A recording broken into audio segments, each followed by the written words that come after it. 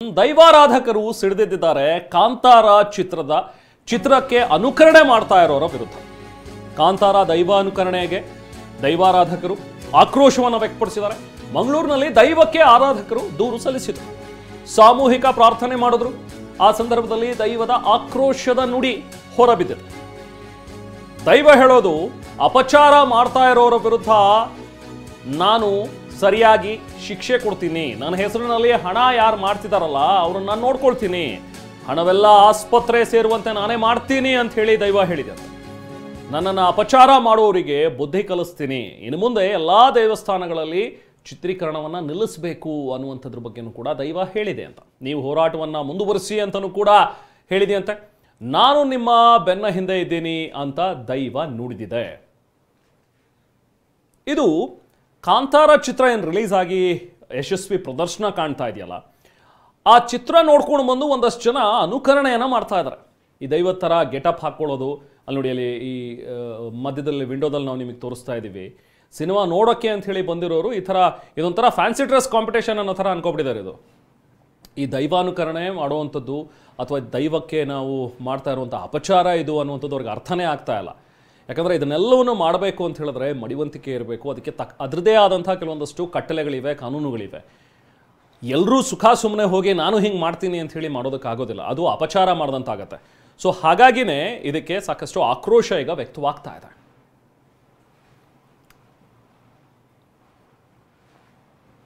ದೈವಾರಾಧನಾ ಸಂರಕ್ಷಣಾ ವೇದಿಕೆ ವತಿಯಿಂದ ನಾವು ಈ ದಿನ ಒಂದು ಪವಿತ್ರ ಕ್ಷೇತ್ರವಾದ ಶ್ರೀ ಪ್ರೇರರ ಕ್ಷೇತ್ರಕ್ಕೆ ಬಂದಿದ್ದೇವೆ. ಇಲ್ಲಿ ದೈವಾರಾಧನೆ ವಿಚಾರವಾಗಿ ಏನೆಲ್ಲ ಒಂದು ಅಪಮಾನ, ಆ ವಿಚಾರವಾಗಿ ದೈವವು ಕೂಡ ನಮಗೆ ಒಂದು ಅಭಯ ಹಸ್ತವನ್ನು ನೀಡಿದೆ. ಯಾರು ಏನೆಲ್ಲ ಅನಾಚಾರ ಮಾಡುತ್ತಿದ್ದಾರೋ ಅದಕ್ಕೆ ಸರಿಯಾದ ಒಂದು ಅವರಿಗೆ ಬುದ್ಧಿಯನ್ನು ಕೊಟ್ಟು ಅವರನ್ನು ಸರಿದಾರಿಗೆ ತರುವ ಹಾಗೆ ಮಾಡುತ್ತೇನೆ ಅನ್ನೋ ವಿಚಾರವಾಗಿ ನುಡಿಯನ್ನು ಕೊಟ್ಟಿದ್ದಾರೆ. ಪಿಲಿಚಂಡಿ ಬಲ್ಲಂಡಿಯ ಮುಂದೆ ನಮ್ಮ ಕಣ್ಣೀರನ್ನು ಇಟ್ಟು ನಾವು ದೈವದ ಮುಂದೆ ಪ್ರಾರ್ಥನೆಯನ್ನು ಹೇಳ್ಕೊಂಡಿದ್ದೇವೆ. ಹಾಗಾಗಿ ದೈವ ನಮಗೆ ಒಳ್ಳೆಯ ಒಂದು ನುಡಿಯನ್ನು ಕೊಟ್ಟಿದೆ. ಯಾರೆಲ್ಲ ತಪ್ಪು ಮಾಡಿದ್ದಾರೆ ಅವರಿಗೆ ಖಂಡಿತವಾಗಿ ನಾನು ಶಿಕ್ಷೆ ಕೊಡ್ತೇನೆ, ನೀವು ಹೋರಾಟವನ್ನು ಮುಂದುವರಿಸಿ, ನಿಮ್ಮ ಜೊತೆ ನಮ್ಮ ಶಕ್ತಿ ಇದೆ ಎನ್ನುತ್ತಾ ದೈವ ಒಂದು ಉತ್ತಮವಾದಂಥ ನುಡಿಯನ್ನು ಕೊಟ್ಟಿದ್ದೇವೆ. ಆ ನಿಟ್ಟಿನಲ್ಲಿ ನಮ್ಮ ದೈವಾರಾಧನೆಗೆ ಯಾರಾದರೂ ಒಂದು ಅಪಚುಕ್ಕಿ ಮಾಡಿದರೆ ಖಂಡಿತವಾಗಿ ನಮ್ಮ ತುಳುನಾಡಿನ ದೈವಾರಾಧನೆ ಸಂರಕ್ಷಣೆ ವೇದಿಕೆ ಪ್ರತಿ ಬಾರಿಯೂ ಧ್ವನಿ ಎತ್ತುವಂಥ ಕೆಲಸವನ್ನು ಕೂಡ ನಾವು ಮುಂದೆ ಮಾಡ್ತೇವೆ. ತುಳುನಾಡಿನ ದೈವಾರಾಧನೆಯನ್ನು ಟಾರ್ಗೆಟ್ ಮಾಡಿ ಒಂದು ಸಿನಿಮಾ ಮಾಡುವಂಥದ್ದು, ಇದರಿಂದ ಅವರಿಗೆ ಲಾಭ ಇದೆ ಅನ್ನುವಂಥದ್ದು ಮನಸ್ಥಿತಿ ಕೂಡ ಅವರದ್ದು. ಯಾಕಂದರೆ ದೈವದ ಒಂದು ಸಿನಿಮಾ ಮಾಡಿದರೆ ಎಲ್ಲರೂ ನೋಡ್ತಾರೆ, ಅದನ್ನು ಅನುಕರಣೆ ಮಾಡಿದ್ರೂ ಪರವಾಗಿಲ್ಲ, ದೈವದ ಸಿನಿಮಾವನ್ನು ಯಾವ ರೀತಿ ಕೂಡ ಮಾಡಬಹುದು, ಅದನ್ನು ಪ್ರಚಾರಕ್ಕಾಗಿ ಅವರು ಮಾಡ್ತಾಯಿದ್ದಾರೆ. ಆದರೆ ಆ ದೈವಾರಾಧನೆ ನಮ್ಮ ತುಳುನಾಡಿನಲ್ಲಿ ಮಾತ್ರ ಇರುವಂಥದ್ದು. ಬಹುಶಃ ತುಳುನಾಡಿನ ಮಣ್ಣಿನಲ್ಲಿ ದೈವಾರಾಧನೆ ಹಿರಿಯರು ಕೊಟ್ಟಂಥ ಮಾರ್ಗದರ್ಶನದ ಪ್ರಕಾರವಾಗಿ ಹೋಗಬೇಕಿತ್ತು. ಆದರೆ ಅದನ್ನು ಮೀರಿ ಒಬ್ಬ ವೈಯಕ್ತಿಕವಾಗಿ ಒಂದು ದೈವದ ಕೊಡಿಯಡಿಯಲ್ಲಿ ಮಾತ್ರ ದೈವ ನರ್ತಕನ ಕಾಲಲ್ಲಿ ಗಗ್ಗರ ಇರುವಂಥದ್ದು, ಒಂದು ತಲೆಪಟ್ಟೆಗೊಂಡ ದೈವ ನರ್ತಕನದ ಕೊಡಿಯಡಿಯಲ್ಲಿ ಇರುವಂಥದ್ದು, ಅದನ್ನು ಮೀರಿ ಒಂದು ಸಿನಿಮಾದಲ್ಲಿ ಒಬ್ಬನ ಕಾಲಲ್ಲಿ ಗಗ್ಗರ ಬರುತ್ತೆ ಅಂದರೆ ಆ ಗಗ್ಗರಕ್ಕೆ ಮಹತ್ವ ಏನು ಸಿಗ್ತಾ ಇದೆ. ಅದನ್ನು ಮೆಚ್ಚಿಸುವಂಥ ಕೆಲವರು ಬೆಳವಣಿಗೆಗಳನ್ನು ಕೂಡ ಇತ್ತೀಚಿನ ದಿನಗಳಲ್ಲಿ ಸೋಷಿಯಲ್ ಮೀಡಿಯಾಗಳಲ್ಲಿ ಅವಿವೇಕಿತನವನ್ನು ಮಾಡ್ತಾ ಇದ್ದಾರೆ. ನಮ್ಮ ಒಂದು ಸಂಸ್ಕೃತಿಯನ್ನು ನಾಶ ಮಾಡಲಿಕ್ಕೆ ನಾವು ಎಂದಿಗೂ ಬಿಡುವುದಿಲ್ಲ. ಇದು ನಮ್ಮ ಹೋರಾಟದಲ್ಲಿ ಮುಂದೆಯೂ ಕೂಡ ಇದೆ. ಹಾಗಾಗಿ ನಮ್ಮ ತುಳುನಾಡಿನ ದೈವಾರಾಧನೆಯನ್ನು ಯಾರಾದರೂ ಬಳಸಿದರೆ ಮುಂದೆ ನಮಗೆ ದೈವದ ಅನುಕರಣೆ ಇದೆ, ದೈವದ ಆಶೀರ್ವಾದ ಕೂಡ ಇದೆ ಎಂದು ನಮಗೆ ಪಿಲಿಚಂಡಿ ಇವತ್ತು ನುಡಿಕೊಟ್ಟಿದೆ. ಹಾಗಾಗಿ ಯಾರೆಲ್ಲ ಈ ಸಿನಿಮಾದಲ್ಲಿ ಮಾಡ್ತಾರೋ, ದೈವವನ್ನು ಬೀದಿಗೆ ತರ್ತಾರೋ ಅವರಿಗೆ ಕಠಿಣವಾದ ಶಿಕ್ಷೆಯಾಗಿ ಅವರನ್ನು ಹುಚ್ಚನಾಗಿ ಮಾಡಿ ತಿರುಗಿಸುವಂಥ ನುಡಿಯನ್ನು ದೈವ ಕೊಟ್ಟಿದ್ದೀನಿ ಈ ದಿನದಲ್ಲಿ. ಪಿಲಿಚಂಡಿ ಇವತ್ತಿನ ದಿನ ನಮ್ಮ ತುಳುನಾಡಿನಲ್ಲಿ ನಿಮ್ಮ ವೇಷಭೂಷಣಗಳನ್ನು ಹಾಕಿಕೊಂಡು ಸೋಷಿಯಲ್ ಮೀಡಿಯಾಗಳಲ್ಲಿ ರಂಪಾಟವನ್ನು ಮಾಡ್ತಾ ಇದ್ದಾರೆ. ನಮಗೆ ನಾವು ಆರಾಧಿಸಿಕೊಂಡು ಬಂದಿರುವಂಥ ದೈವಾರಾಧನೆ ಈ ರೀತಿಯಲ್ಲಿ ನಾವು ನೋಡುವುದು ಸರಿಯಾ ಪಿಲಿಚಂಡಿ ಅಂತ ನಾವು ದೂರು ಕೊಟ್ಟಾಗ ಪಿಲಿಚಂಡಿಯ ವಾಕ್ಯ ನುಡಿ ಬಂತು.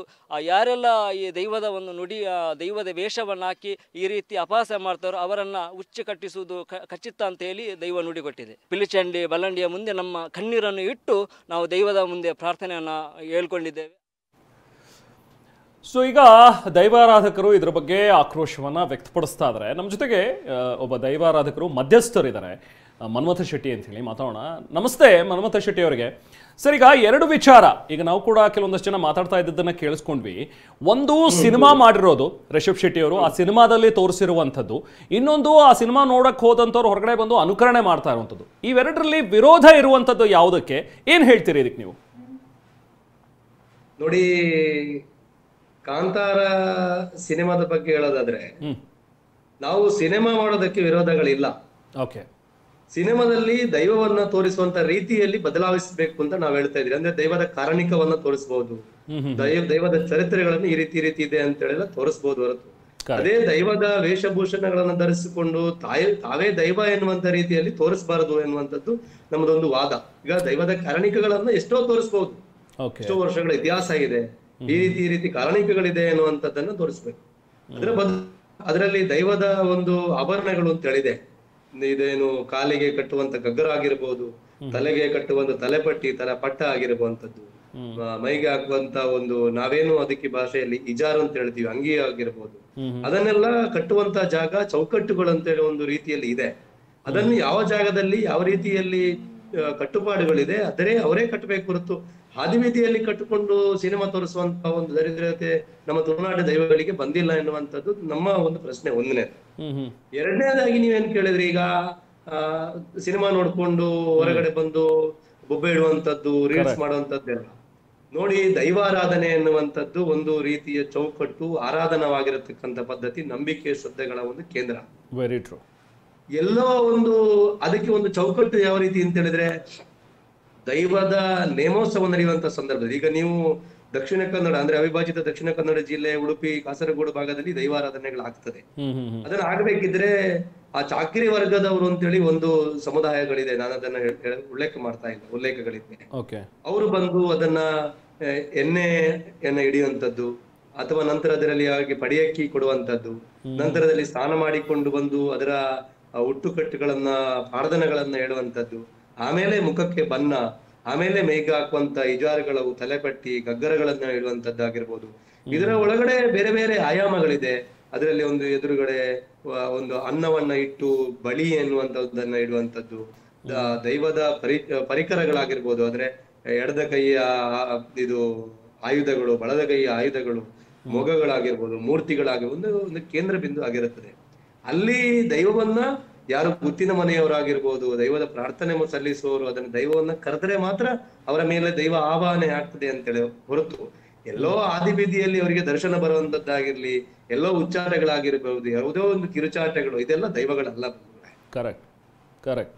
ಎಸ್. ಅಂದ್ರೆ ನಮಗೆ ಇಲ್ಲಿ ಭಾವನೆಗಳಿಗೆ ನೋವಾಗಿರೋದಂತದ್ದು ಅಂತ ಹೇಳಿದ್ರೆ, ಇದು ತುಳುನಾಡಿನ ಭಾವನೆ ಸರ್. ನಾನು ನಿಮ್ಮ ಹತ್ರ ರಿಕ್ವೆಸ್ಟ್ ಮಾಡ್ತಾ ಇದ್ದೀನಿ, ನಿಮ್ಮ ಹತ್ರ ನಾನು ಹೇಳುವಂತದ್ದು ಇದು ತುಳುನಾಡಿನ ಭಾವನೆ. ಇದು ತಾಯಿ ಮಗನ ಸಂಬಂಧ ಏನಿದೆ, ಮಗ ಮಾವನ ಸಂಬಂಧ ಏನಿದೆ, ದೈವದ ನುಡಿ ಆ ರೀತಿ ಇದೆ. ಈಗ ತುಳುವಲ್ಲಿ ಏನು ಅಂತ ಹೇಳಿದ್ರೆ, ಅಪ್ಪೆ ಆದ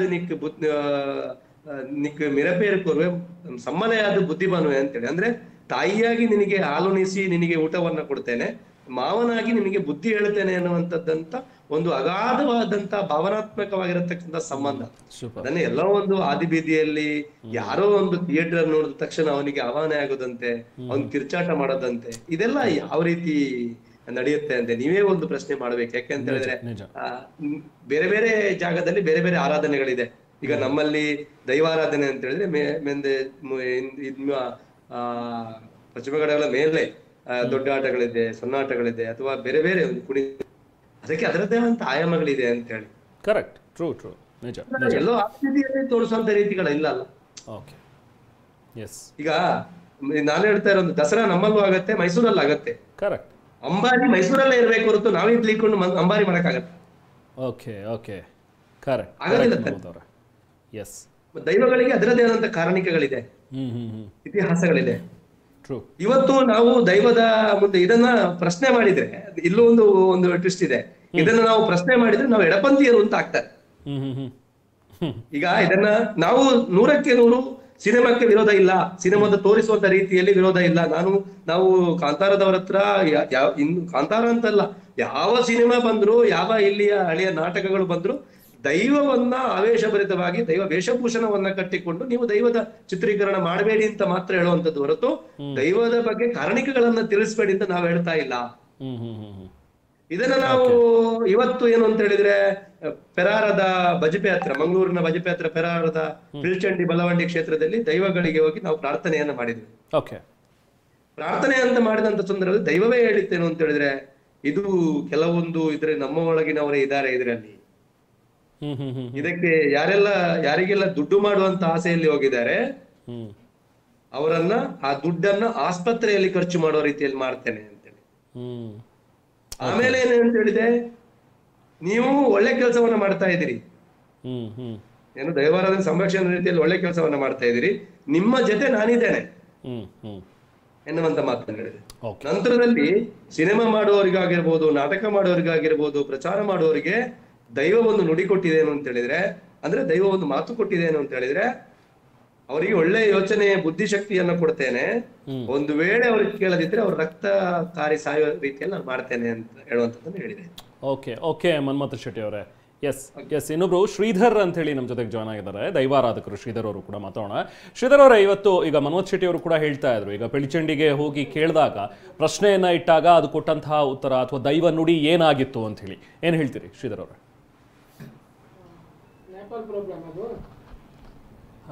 ನಮಸ್ತೆ. ನಮಸ್ತೆ. ನಾವು ಅಲ್ಲಿ ಆ ಕ್ಷೇತ್ರಕ್ಕೆ ಹೋದಾಗ ನಮಗೆ ದೈವ ಕೊಟ್ಟಂತ ನೋಡಿ ನಮಗೆ ತುಂಬ ಖುಷಿ ಕೊಟ್ಟಿದೆ. ಯಾಕಂದರೆ ಅಲ್ಲಿ ನಾವು ಆ ದೈವದ ಮುಂದೆ ಕಣ್ಣೀರಿಟ್ಟು ಹೇಳಿದಂಥ ವಿಚಾರ ಏನಂದರೆ, ನಮ್ಮ ತುಳುನಾಡಿನ ಹಿರಿಯರು ಕೊಟ್ಟಂಥ ಹಾಗೂ ಪರಂಪರೆಯಿಂದ ಬಂದಂಥ ದೈವಾರಾಧನೆ ಇವತ್ತಿನ ದಿನ ದಾರಿ ತಪ್ತಾ ಇದೆ.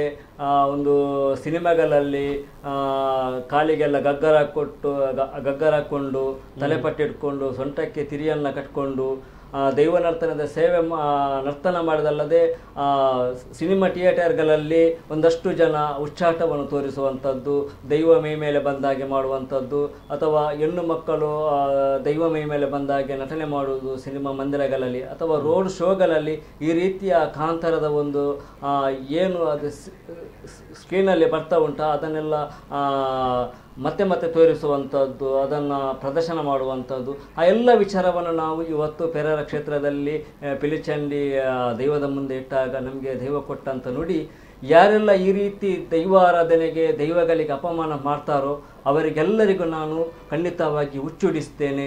ಯಾರೆಲ್ಲ ದೈವದ ಹೆಸರಲ್ಲಿ ದುಡ್ಡು ಮಾಡ್ತಾರೋ ಅವರಿಗೆ ನಾನು ಆ ದುಡ್ಡನ್ನು ಆಸ್ಪತ್ರೆಯ ಮಂಚಕ್ಕೇರಿಸ್ತೇನೆ ಅಂತೇಳಿ ದೈವ ಒಳ್ಳೆಯ ರೀತಿಯಲ್ಲಿ ನುಡಿಕೊಟ್ಟಿದೆ. ಮತ್ತು ನಮ್ಮ ಸಂಘಟನೆಗೆ ಕೂಡ ಆ ತುಳುನಾಡ ದೈವಾರಾಧನೆ ಸಂರಕ್ಷಣೆ ವೇದಿಕೆಯವರಿಗೆ ಒಂದು ಒಳ್ಳೆ ನುಡಿಕೊಟ್ಟಂತ ಏನಂದರೆ, ನೀವು ಹೋರಾಟವನ್ನು ಮಾಡಿ ನಿಮ್ಮ ಬೆನ್ನೆಲುಬಾಗಿ ನಾನು ನಿಲ್ಲುತ್ತೇನೆಂಬ ನಮಗೆ ಒಳ್ಳೆಯ ಸಂದೇಶವನ್ನು ಕೊಟ್ಟಿದೆ ನಮ್ಮ ದೈವ.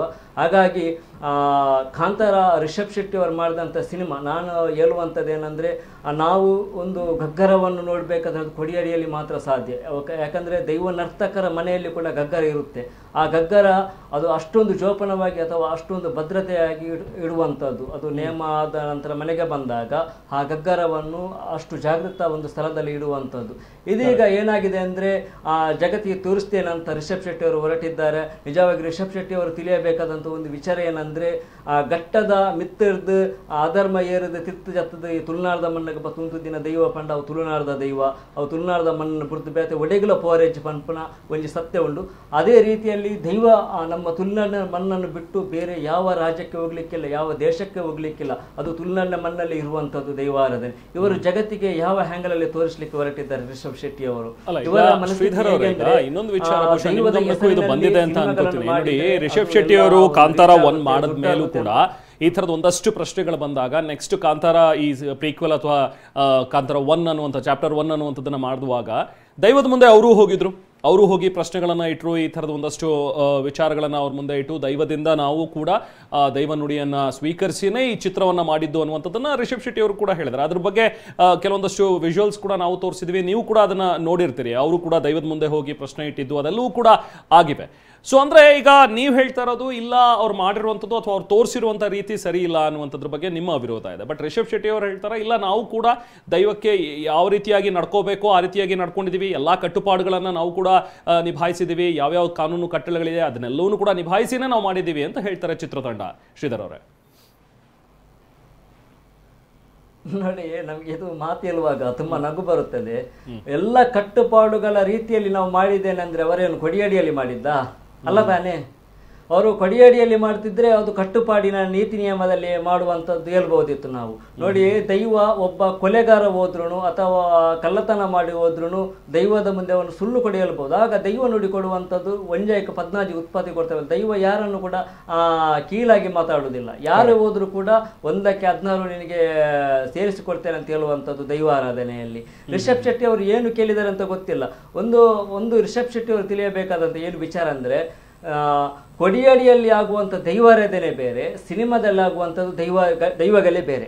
ಹಾಗಾಗಿ ಇವರ ಮನಸ್ಥಿತಿ ಏನಂದ್ರೆ, ನಾವು ಇದು ಸಿನಿಮಾ ನಟನೆಯಲ್ಲಿ ಮಾಡುವಂಥದ್ದು ದೈವ ಅಂತ ಹೇಳ್ತಾರೆ. ಇವರು ಮೊನ್ನೆ ಅದು ಒಬ್ಬ ಅವಿವೇಕಿ 2 ಜೀಟಿಗೆಯನ್ನು ಇಟ್ಟುಕೊಂಡು ಒಂದು ಸಿನಿಮಾ ಮಂದಿರದಲ್ಲಿ ಒಬ್ಬೆ ಹಾಕೊಂಡು ಹೊಡೆದಾಗ ನಂತರ ಯಾವುದು ಬೊಂಬಾಲೆಯನ್ನು ಟಿವಿ ಚಾನಲ್ ಒಬ್ಬ ಯುವಕ ಒಂದು ಬರೆದಾಗ್ತಾನೆ, ರಿಷಬ್ ಶೆಟ್ಟಿ ಅವರು ಈ ತರ ಮಾಡಿದ್ರೆ ನಾನು ಅವರ ಮೇಲೆ ಕ್ರಮವನ್ನು ತೆಗೆದುಕೊಳ್ತೇನೆ ಅಂತ ಹೇಳಿದ್ದಾರೆ. ರಿಷಬ್ ಶೆಟ್ಟಿ ಅವರಾಗಾದ್ರೆ ಮಾಡಿದ್ದೇನು? ರಿಷಬ್ ಶೆಟ್ಟಿ ಅವರು ಮಾಡಿದ್ದು ಕೂಡ ತಪ್ಪೆ ತಾನೆ. ಇವರಿಗೆ ಕಾಲಿಗೆ ಗಗ್ಗರ ಕಟ್ಟುವಂಥದ್ದು ಅಧಿಕಾರ ಇದೆಯಾ? ಇವರ ತಲೆಯ ಮೇಲೆ ತಲೆಪಟ್ಟೆ ಇಡುವಂಥದ್ದು ಅಧಿಕಾರ ಇದೆಯಾ? ಇವರ ಸೊಂಟಕ್ಕೆ ಇವರು ತಿರಿ ಕಟ್ಟುವಂಥದ್ದು ಅಧಿಕಾರ ಇದೆಯಾ? ಹಾಗಾದರೆ ನಾವು ತುಳುನಾಡಿನಲ್ಲಿ ದೈವ ಕಟ್ಟುವಂಥದ್ದು 3 ಸಮುದಾಯವನ್ನು ನಾವು ನೋಡ್ತೇವೆ. ನಲಿಕೆ, ಪರವ, ಕುಂಭದ ಸಮುದಾಯ. ಅದನ್ನು ಬಿಟ್ಟು ಅವರಿಗೆ ಕೂಡ ಬೇರೆ ಸ್ಥಳದಲ್ಲಿ ಆ ರೀತಿ ಮಾಡುವಂಥದ್ದಿಲ್ಲ. ದೈವದ ಕೊಡಿಗಡಿಯಲ್ಲಿ ಮಾತ್ರ ಮಾಡುವಂಥದ್ದು. ಮನೆಯಲ್ಲಿ ಸುಮ್ಮನೆ ಬಂದಾಗ ಕಾಲಿಗೆ ಗಗ್ಗರ ಕಟ್ಟುವಂಥದ್ದಿಲ್ಲ, ತಲೆಪಟ್ಟೆ ಕಟ್ಟುವಂಥ ಕ್ರಮ ಇಲ್ಲ, ಸೊಂಟಕ್ಕೆ ತಿರಿ ಮಾಡುವಂಥದ್ದು ಇಲ್ಲ. ಅದನ್ನು ಮೀರಿ ಒಂದು ಸಿನಿಮಾದಲ್ಲಿ ಈ ರೀತಿ ಮಾಡ್ತಾರೆ ಅಂದರೆ ಇದು ಯಾರು? ಇವರನ್ನು ನಾವೇನು ನೋಡಿ, ಒಂದು ವಿಚಾರ ನನಗೆ ಬೇಸರ ಆಗುವಂಥದ್ದು, ಇಡೀ ನಮ್ಮ ತುಳುನಾಡಿನ ಅಥವಾ ನಮ್ಮ ಎಲ್ಲ ರಾಜ್ಯದ ಜನರು ಒಂದು ತಿಳಿಯಬೇಕಾದಂತೆ, ನಮಗೆ ರಾಮನಿಗೆ ಯಾರಾದರೂ ಏನಾದರೂ ತಪ್ಪಾಗಿ ಮಾತಾಡಿದ್ರೆ ಎಲ್ಲರೂ ಮಾತಾಡ್ತಾರೆ, ರಾಮನಿಗೆ ಅದಾಗಿದೆ ಇದಾಗಿದೆ ಅಂತ. ಹಾಗಾದ್ರೆ ನಮ್ಮ ತುಳುನಾಡಿನ ದೈವಕ್ಕೆ ಇಷ್ಟೆಲ್ಲ ಅಪಹಾಸ ಆಗ್ತಾ ಇದೆ, ಯಾಕೆಲ್ಲ ಮಾತಾಡ್ತಿಲ್ಲ? ಯಾಕೆ ಒಂದು ನಮ್ಮ ತುಳುನಾಡಲ್ಲೇ ಒಂದು ಹೆಣ್ಣು ಮಗು, ಒಂದು ಹೆಣ್ಣು ತಾಯಿ ಸಾನಕುಂದರ ಸೂಡವರು ಒಂದು ಅದ್ಭುತವಾದಂಥ ತುಳು ಪರವಾಗಿರುವಂಥದ್ದು, ತುಳು ಸಂಸ್ಕೃತಿಯ ವಿಚಾರವಾಗಿ ಮಾತಾಡುವಂಥ ಹೆಣ್ಣು ಮಗಳ ಮೇಲೆ ಕೆಟ್ಟ ಬರವಣಿಗೆಗಳನ್ನು ಬರೆದಾಕ್ಸ್ತಾರಲ್ಲ ರಿಷಬ್ ಶೆಟ್ಟಿ ಅವರು. ಇವರಿಗೆ ನಾಚಿಕೆ ಆಗಲ್ವ? ಇವರಿಗೆ ಒಂದು ಹೆಣ್ಣಿಗೆ ಯಾವ್ಯಾವ ಕೆಟ್ಟ ಭಾಷೆಗಳನ್ನು ಪದ ಬಳಕೆ ಮಾಡಿಗಳನ್ನು ಆ ಕಮೆಂಟ್ಗಳಲ್ಲಿ ಅಥವಾ ಬೇರೆ ಬೇರೆ ಪೋಸ್ಟರ್ಗಳನ್ನು ಮಾಡಿ ಹಾಕ್ತಾರಲ್ಲ ಇವರಿಗೆ. ಇವರು ಹೊಟ್ಟೆಗೆ ಏನು ಮಣ್ಣು ತಿನ್ನುವುದೇ, ಈ ಸಗಣಿ ತಿನ್ನುವುದು ಇವರುಗಳು. ಒಂದು ಸಂಸ್ಕೃತಿ ನೆಲವನ್ನು ನಾವು ಸಂಸ್ಕೃತಿ ನೆಲೆಯನ್ನು ನಾವು ಗೌರವಿಸುವವರು. ನೋಡಿ, ಒಂದು ಕನ್ನಡ ಪರದ ಒಂದು ವಿಚಾರ ತೆಗೆದಾಗ ಕನ್ನಡದಲ್ಲಿ ಕನ್ನಡ ಪರ ಹೋರಾಟಗಾರರು ಯಾವುದೋ ಒಂದು ಭಾಷೆಯ ಮುಖಾಂತರ ಒಂದು ಬೋರ್ಡನ್ನು ಹಾಕಿದರೆ ಕಿತ್ತು ಬಿಸಾಕ್ತಾರೆ.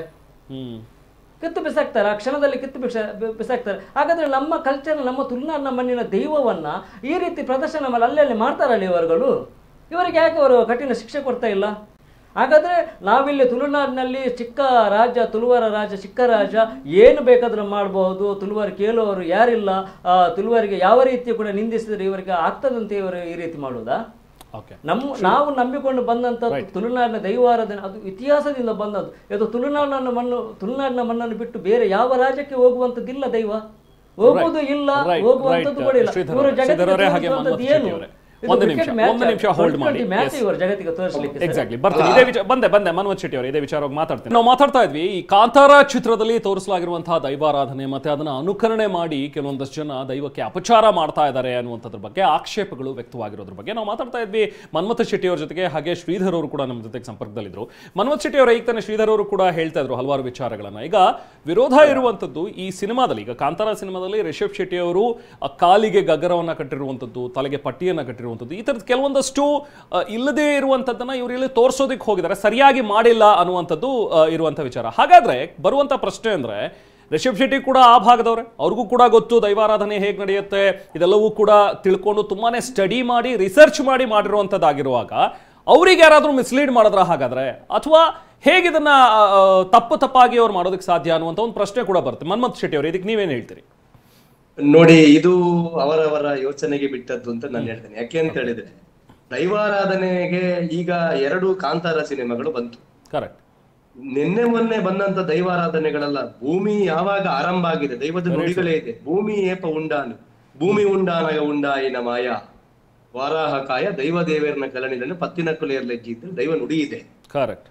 ರಕ್ತೇಶ್ವರಿ ಎನ್ನುವಂತ ದೈವ ಏನ್ ಹೇಳ್ತದೆ, ಭೂಮಿ ಎಷ್ಟು ತೂಕ ಉಂಡ ಅತೇ ತೂಕದ ದೈವ ಯಾನು ಅಂತೇಳಿ, ಅಂದ್ರೆ ಅಷ್ಟು ತೂಕದ ದೈವ ಅಂತೇಳಿ ರಕ್ತೇಶ್ವರಿ ಹೇಳ್ತದೆ, ಅಂದ್ರೆ ಲೆಕ್ಕೇಶ್ವರಿ ಹೇಳ್ತದೆ. ಅಂದ್ರೆ ಭೂಮಿ ಇದ್ದಾಗಲೇ ಆ ದೈವಾರಾಧನೆ ಇತ್ತು. ಈ ಸಿನಿಮಾ ಬಂದ ದೈವಾರಾಧನೆ ಬಂದದ್ದಲ್ಲ. ಸ್ಪಷ್ಟವಾಗಿ ಒಂದು ನಮಗೆ ನೋವಾಗಿರಂತದ್ದು, ನೀವು ಹೇಳಿದ ಪ್ರಶ್ನೆಗೆ ನಾನು ಬರ್ತೇನೆ. ಈಗ ಅದರಲ್ಲಿ ರಿಷಬ್ ಅವರೇನು ಮಾಡಿದ್ದಾರೆ, ಒಂದು ದೈವ ಕಟ್ಟಿದ್ದಾರೆ, ದೈವದ ವೇಷವನ್ನು ಧರಿಸಿದ್ದಾರೆ. ಅದು ದೈವದ ವೇಷ ಧರಿಸುವಂತದ್ದು, ನಾನು ಕನ್ನಡದಲ್ಲಿ ಮಾತಾಡಬೇಕು. ದೈವ ವೇಷವನ್ನ ಧರಿಸುವಂತ ದೈವದ ಇದ್ ಮಾಡ್ಬೇಕಿದ್ರೆ ಗಡ್ಡ ಇರಬಾರ್ದು, ಮೀಸೆ ತೆಗಿಬೇಕು, ಅದಕ್ಕೆ ಅದರದ್ದೇ ಆದಂತ ಚೌಕಟ್ಟುಗಳಿದೆ. ಇವರು ಗಡ್ಡ ಇಟ್ಕೊಂಡು ಆ ಗುಳಿಗ ದೈವದ ಒಂದು ರೀತಿಯನ್ನ ಸ್ಪೈಡರ್ ಮ್ಯಾನ್ ತರ ದೈವ ಒಬ್ಬನನ್ನ ಸಾಯಿಸೋದಂತೆ, ಆ ದೊಂದಿಯಲ್ಲಿ ಹೊಡೆಯೋದಂತೆ. ದೈವ ಯಾವತ್ತು, ಇದು ಸ್ಪಷ್ಟವಾಗಿ ನಾನು ಹೇಳ್ತೇನೆ, ದೈವ ಯಾವತ್ತು ಸಾಯಿಸುವಂತ ದೈವಗಳಲ್ಲ, ಸಲಹುವಂತದ್ದು. Correct correct correct. ದೈವ ಯಾವತ್ತು ಯಾರನ್ನು ಕೊಲ್ಲೋದಿಲ್ಲ. ಇಲ್ಲಿಯ ತನಕ ನೀವು ಬೇಕಿದ್ರೆ ತುಳುನಾಡಿಗೆ ಬಂದು ನೀವು ನಿಮ್ಮ ಯಾರನ್ನು ಬೇಕಿದ್ರೆ ನೀವು ಸಂದರ್ಶನ ಮಾಡಬಹುದು. ದೊಡ್ಡ ದೊಡ್ಡ ವಿದ್ವಾಂಸರಿದ್ದಾರೆ, ಅವರನ್ನ ಬೇಕಿದ್ರೆ. ದೈವ ಯಾರನ್ನೂ ಕೂಡ ಸಾಯಿಸೋದಿಲ್ಲ. ಅಂದ್ರೆ ದೈವ ಈ ರೀತಿಯಾಗಿ ನಡಿ ಅಂತೇಳಿ ಬುದ್ಧಿಯನ್ನೇ ಹೇಳ್ಕೊಂಡು ಹೊರಟ್ರೆ ಸಾಯಿಸುವಂತದ್ದು ಪ್ರಮೇಯಗಳಿಲ್ಲ. ಈಗ ಅವರು, ನೀವು ಆಗ ಅವರ ಹತ್ರ ಕೇಳಿದ್ರೆ ದೈವದತ್ತರ ಅವರು ಪ್ರೇರಣೆ ಮಾಡ್ಕೊಂಡಿದ್ದಾರೆ, ಅವ್ರೇನಾದ್ರು ತಪ್ಪಿದ್ರ? ದೈವ ಹತ್ರ ಅವ್ರೇನ್ ಹೇಳಿದಾರೆ, ನಾನು ಸಿನಿಮಾ ಮಾಡ್ತೇನೆ ಅಂತ ಹೇಳಿದ್ದಾರೆ.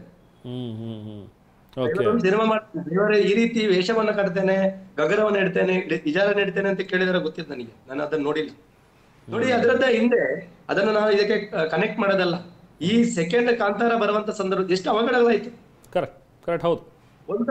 ಒಂದು ಅವಘಡ ಆದ ನಂತರ ಸಿನಿಮಾವೇ ಮುಂದೆ ಹೋಗೋದಿಲ್ಲ ಅಂತ ಹೇಳಿದಾಗ ಮತ್ತೆ ಅವರು ದೈವದ ಪಾದದಡಿಗೆ ಬಂದಿದ್ದಾರೆ. ಹೌದು ಹೌದು ಹೌದು. ಆಮೇಲೆ ಸಿನಿಮಾ ರಿಲೀಸ್ ಆಗ್ಲಿಕ್ಕೆ ಎಷ್ಟು ಕಷ್ಟಪಟ್ಟಿದ್ದಾರೆ, ಏನೆಲ್ಲ ಸೆಟ್ ಅಲ್ಲಿ ಏನೆಲ್ಲ ಪ್ರಾಬ್ಲಮ್, ಅದನ್ನ ಅವರೇ ಹೇಳಿದ್, ನಾವ್ ಹೇಳಿದಲ್ಲ. ಕರೆಕ್ಟ್ ಕರೆಕ್ಟ್, ಹೌದು ನಿಜ. ಎಲ್ಲೋ ಕಡೆಗೆ ಅವರೇ ಹೇಳಿದ್ದಾರೆ, ಇಷ್ಟು ಕಷ್ಟಪಟ್ಟಿದ್ದೀನಿ, ನಾನು ಮ್ಯಾನೇಜ್ ಬಿಟ್ಟಿದ್ದೀನಿ, ಎಷ್ಟು ಪ್ರಾಬ್ಲಮ್ ಆಗಿದೆ, ಏನೋ ನನಗೆ ಆಗ್ಬೇಕಿತ್ತು ಅಂತೇಳಿ.